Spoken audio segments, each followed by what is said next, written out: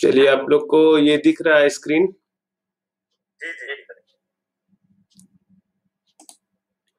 तो आज हम लोग थोड़ा सा ये फंडामेंटल हम लोग का जो है चारों कन्वेंशन उसके बारे में देख लेते हैं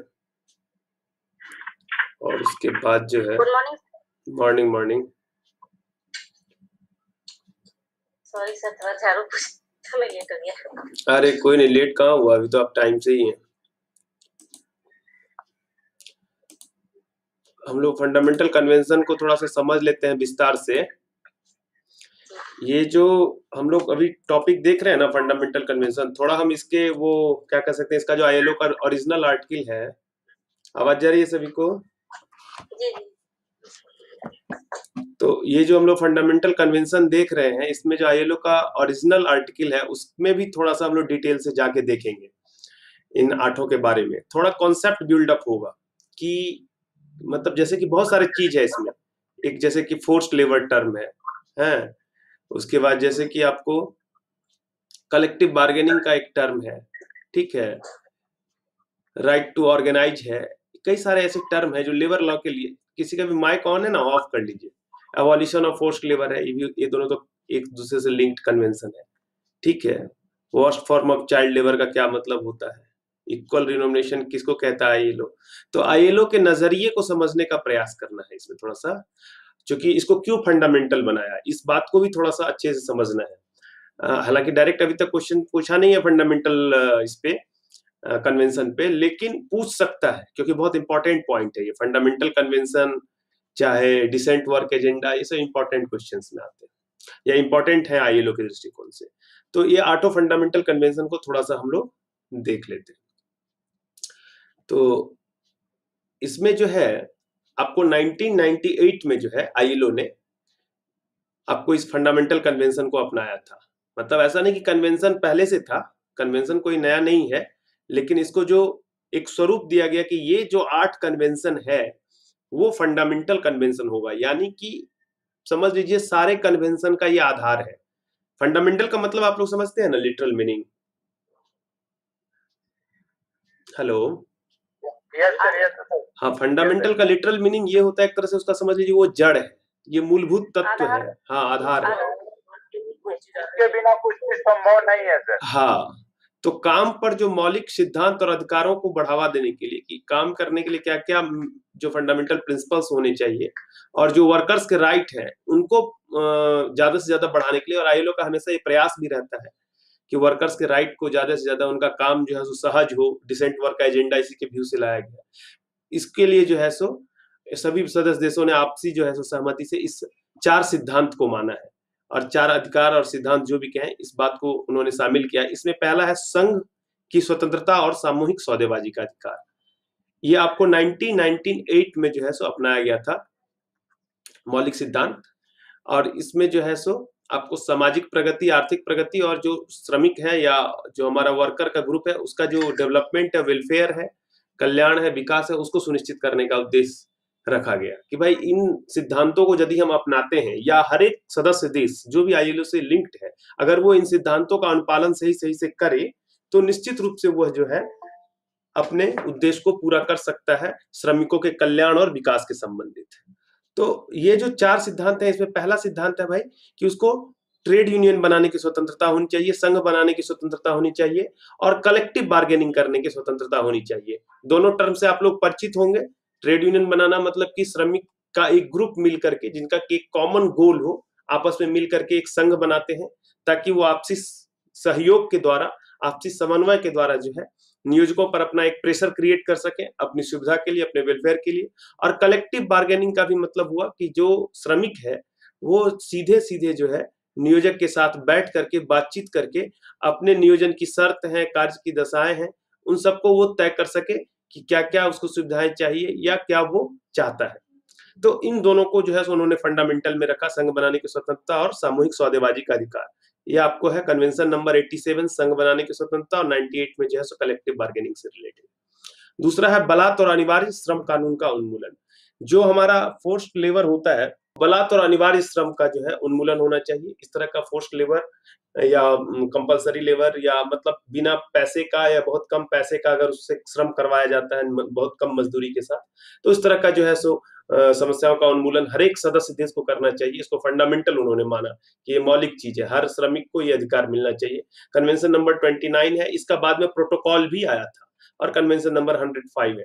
उसके बाद कार्यस्थल में भेदभाव का उन्मूलन, ठीक है। तो इस भेदभाव के उन्मूलन में दो कन्वेंशन है, कन्वेंशन 100 है और कन्वेंशन 115 है। 100 है आपका इक्वल डिनोमिनेशन से रिलेटेड, और 111 है आपका नियोजन में किसी भी प्रकार का भेदभाव नहीं करना है। और बाल श्रम का उन्मूलन में भी दो कन्वेंशन है, कन्वेंशन नंबर 138 और कन्वेंशन नंबर 182, जिसके बारे में पहले भी मैंने आपको बताया था। ये है कन्वेंशन, कन्वेंशन नंबर 87, ये आपको है कि freedom of association and protection of the right to organise, convention number 1948। अब इस कन्वेंशन में टोटल कितने, देखिए जो भी कन्वेंशन होता है ये लोग समझ लीजिए, जैसे कि हमारा कॉन्स्टिट्यूशन है, बस समझ लीजिए उसी तरह से कन्वेंशंस एक एक पारित होते हैं। उसका प्रेम्बल होता है, कि प्रेम्बल मतलब उसका क्या मेन स्कोप है या क्या मेन ऑब्जेक्टिव है उस कन्वेंशन का, ठीक है। और फिर उस कन्वेंशन में आपको जो है, इसमें जैसे कुछ पार्ट भी है, किसी में पार्ट होता है, किसी में पार्ट नहीं भी होता, 4-5 हिस्से में भी होता है, कोई अकेला भी रहता है, और कई सारे उसमें आर्टिकल होते हैं, ठीक है। अलग अलग पार्ट मिला के इसमें टोटल जो है आपको, जैसे इस कन्वेंशन में बात करें तो 21 आर्टिकल्स है। तो अब 21 आर्टिकल्स में क्या मुख्य बातों को, जैसे कि हम आपको बता रहे हैं कि क्या क्या लिखा हुआ है, इसको थोड़ा समझ लीजिए। जैसे कि पार्ट 1 है फ्रीडम ऑफ एसोसिएशन,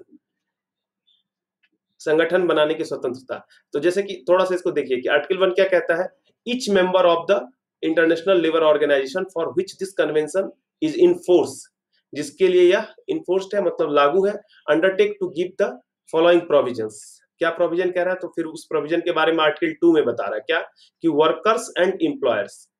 अब ये संघ बनाने की जो स्वतंत्रता है किसके लिए दिया है, दोनों के लिए दिया है। किसके किसके लिए, एक तो वर्कर के लिए, यानी कि वर्कर का क्या कहते हैं हम लोग उसको, ट्रेड यूनियन, ठीक है।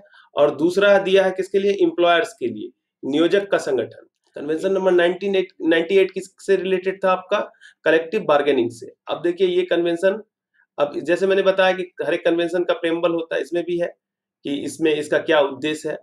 तो जैसे कि आप इसको पढ़ेंगे, अगर इंटरेस्ट होगा आप तो आप डिटेल में भी पढ़ सकते हैं। Having decide upon the adoption of certain proposal of concerning the application of principle of right to organise and bargain collectively. Main इसका जो प्रिंसिपल है कि हम ऑर्गेनाइज करने का राइट और कलेक्टिव बार्गेनिंग का राइट है। अब यहाँ पर भी देखिए आर्टिकल 1 क्या कहता है, कि worker shall enjoy adequate protection against act of anti union discrimination in respect of their employment. क्या मीनिंग हुआ, उनको एडिक्वेट प्रोटेक्शन मिलना चाहिए, प्रॉपर उनको जो है सो सुरक्षा मिलनी चाहिए, किससे, against the anti union discrimination. Anti union discrimination कहने का मतलब हुआ कि जैसे कई बार ऐसा होता है कि किसी भी फैक्ट्री में या किसी भी इस्टेब्लिशमेंट में अगर वर्कर यूनियन बनाते हैं तो वो नियोजक जो है सो धमकी देगा आपको कि नहीं, अगर आप यूनियन बनाएंगे तो आपको हम इस्टेब्लिशमेंट से बाहर कर देंगे, या आपको नौकरी से निकाल देंगे, या कुछ भी आपका इंक्रीमेंट हेल्ड अप कर देंगे, आप यूनियन नहीं ज्वाइन कर सकते। अभी कन्वेंशन नंबर 29 क्या कहता है, इसको थोड़ा सा देख लीजिए। इंपॉर्टेंट मेन पॉइंट, इसका मेन आर्टिकल क्या कहता है। कन्वेंशन नंबर 29 1930 का कन्वेंशन है, बाद में इसका प्रोटोकॉल आया था 2014 में, यानी इसमें थोड़ा बहुत चेंज भी किया था उन्होंने, अमेंडमेंट किया था। ये कन्वेंशन का प्रेम्बल क्या है, having decided upon the adoption of certain proposals with regards to forced और compulsory labor। तो इन्होंने डिसाइड किया कि कुछ प्रपोजल्स वो फोर्स्ड या कंपलसरी लेबर के रिगार्डिंग डिसाइड अडॉप्ट करेंगे, which includes the first item of the agenda of the session, जिस सेशन में लाया गया था। क्या कहता है article, each member of International Labour Organisation which ratify this convention undertake to suppress the use of forced or compulsory labor in all form within the shortest period possible। ठीक है, कि जो भी हमारा मेंबर है इंटरनेशनल लेबर ऑर्गेनाइजेशन का, जो इस कन्वेंशन को रेटिफाई करेगा, और चूंकि फंडामेंटल कन्वेंशन हो गया है इसलिए आईएलओ हमेशा प्रेशर देता है सारे मेंबर कंट्रीज को, और अपने यहाँ तो ये ऑलरेडी रेटिफाइड है ही, सारे मेंबर कंट्रीज को ये प्रेशर देता है कि भाई आप इसको रेटिफाई कीजिए। तो वो जो है सो फोर्स और कंपलसरी लेबर को हटाने के लिए जो भी होगा प्रयास, वो सबसे कम अवधि में जितना जल्दी हो सके वो करने का प्रयास करेगा। अब यहाँ पे थोड़ा सा डिफाइंड भी किया है कि फोर्स या कंपलसरी लेबर किसको कहें, इसको थोड़ा समझ लीजिए। ये चीज कई बार आपको सब्जेक्टिव आंसर में लिखने में हेल्प करेगा, कहीं जरूरत पड़ेगी या उस प्रकार का क्वेश्चन आ आ गया बीपीएससी में, फोर्स लेबर से संबंधित या कुछ भी, तो कुछ इसके जो टर्म है जो अभी हम लोग डिस्कस करेंगे वो आपको बहुत हेल्प करेगा। तो ये क्या कहता है कि for the purpose of this convention the term forced और compulsory labour shall have means all work और services which is exacted from any person under the means of any penalty and for which the said person has not offered himself voluntarily। तो कह रहा है कि यदि हम अपनी कोई भी वर्कर अपनी इच्छा से काम नहीं करता है तो वो फोर्स्ड लेबर हो गया। और उसके बाद फिर अगला पॉइंट भी बहुत इंपॉर्टेंट है कि never the purpose of this convention the term force और compulsory labour shall not include. कहाँ ये फोर्स और कंपल्सरी नहीं कहा जाएगा। अब कई बार देखिए, इसको भी समझ लीजिए, कई बार ऐसा होता है कि सपोज कीजिए कि कोई ऐसा सर्विस है जहां पे कि सपोज कीजिए बाढ़ आ गई, ठीक है। अब बाढ़ आने के बाद क्या हुआ कि हमको जो वर्कर है उसको उसकी इच्छा के विरुद्ध भी उससे ज्यादा काम लेना पड़ेगा, क्योंकि ऐसा सिचुएशन है, आपदा आ गई है, डिजास्टर आ गया है। तो ऐसी स्थिति में अगर कोई ऐसा सिचुएशन बनता है तो उसको आप जो है सो ये नहीं कह सकते कंपलसरी या फोर्स्ड लेबर है, उसकी इच्छा के विरुद्ध लेना पड़ रहा है क्योंकि वो आपदा का सिचुएशन। अब ये कन्वेंशन नंबर 105 है जो आपको evolution of the forced labour convention number 1957 का। इस कन्वेंशन का भी पर्पस वही है कि हम फोर्स्ड लेबर को हटाएंगे। अब यहां भी क्या कहता है आईएलओ कि each member of the international labor organization which ratify the convention undertake to suppress and not to make the use of any form of the forced or compulsory labor। Equal remuneration act किस साल का है? Equal remuneration act क्या बोले? 1976। हाँ, very good, 1976 का वो act है हमारा इक्वल रिम्यूनरेशन एक्ट। तो यहाँ पर जो ये कन्वेंशन है आपको, ये 1951 का कन्वेंशन है आपका, convention number 100 equal remuneration convention. ये कन्वेंशन का सीधा सा पर्पस है, समझ ही रहे हैं आपकी, हम जो है so equal remuneration for main and women worker for work of equal value. ये पॉइंट इंपॉर्टेंट है इसके ऑब्जेक्टिव में कि भाई हम वीमेन और मेन को एक जैसे काम के लिए वर्क ऑफ इक्वल वैल्यू, ये पॉइंट भी जरूरी है। अब ऐसा नहीं कि कोई एक आदमी ज्यादा काम कर रहा है, एक आदमी कम काम कर रहा है और दोनों को बराबर मिलेगा। एक जैसा यदि काम है, एक ही नेचर का, सर दोनों टाइपिस्ट है या दोनों कंप्यूटर ऑपरेटर है तो उस तरह का, या दोनों मैनेजर है तो इस तरह के काम में, तो फिर उसको अगर मेल और फीमेल है तो आप उसके वेज में डिफरेंस नहीं कर सकते हैं। अब यहाँ पे रेम्यूनरेशंस को जो है डिफाइंड किया गया है। रेम्यूनरेशंस में किसको इंक्लूड किया गया है? इंक्लूड्स ऑर्डिनरी बेसिक और मिनिमम वेज और salary and any additional emoluments. किसी भी तरह का अगर एडिशनल उसको बेनिफिट या भत्ता दिया जाता है, व्हाट्सएवर पेबल डायरेक्टली और इनडायरेक्टली वेदर इन कैश और काइंड। कहीं भी लिखा रहता है कैश और काइंड, मतलब हो सकता है कि उसको मकान दे दिया है और मकान का तो वो काइंड के रूप में हो गया, हो सकता है उसको चावल दे देता हो या राशन दे देता हो तो वो काइंड के रूप में हो गया। बाय एम्प्लॉयर और the worker and arising out of the work of employment. The term equal remuneration for men and women worker for work of equal value refers to rate of remuneration established without discrimination based on sex। ये दो term को यहाँ पे define कर दिया है। एक है discrimination employment and occupation convention 1958 का। इसका उद्देश्य क्या है कि भाई कार्यस्थल पर किसी भी प्रकार का भेदभाव नहीं हो नियोजन में। तो इसके आर्टिकल्स को देखेंगे अगर, तो इसका आर्टिकल नंबर 1 क्या कहता है कि for the purpose of this convention the term discrimination. अब भेदभाव नहीं हो तो किस आधार पर? तो डिस्क्रिमिनेशन टर्म को यहाँ डिफाइंड किया कि डिस्क्रिमिनेशन किसको किसको कहेंगे। एनी डिस्टिंक्शंस एक्सक्लूजन और preference made on the basis of race. जैसे कि अपने यहाँ तो रेस वाला कॉन्सेप्ट बहुत ज्यादा नहीं है, लेकिन जानते हैं कि वेस्टर्न कंट्रीज में रेस वाला कॉन्सेप्ट है, ब्लैक एंड व्हाइट का, और भी तरह का अफ्रीकन रेस होता है, या एंथ्रोपोलॉजी वगैरह में आप पढ़ते होंगे, अलग अलग तरीके निग्रोइड रेस है, ये सब है। तो रेस के बेसिस पर, तो बेसिकली ब्लैक एंड व्हाइट के बेसिस पर वहां होता है, कलर के बेसिस पर, सेक्स, रिलीजन के बेसिस पर, पॉलिटिकल ओपिनियन के बेसिस पर। अब कोई बीजेपी का सपोर्टेड आदमी है, कोई कांग्रेस का सपोर्टेड आदमी है, तो कहेगा कि भाई तुम बीजेपी वाला आदमी हो, तुमको जो है सो हम ये जॉब नहीं दे सकते हैं।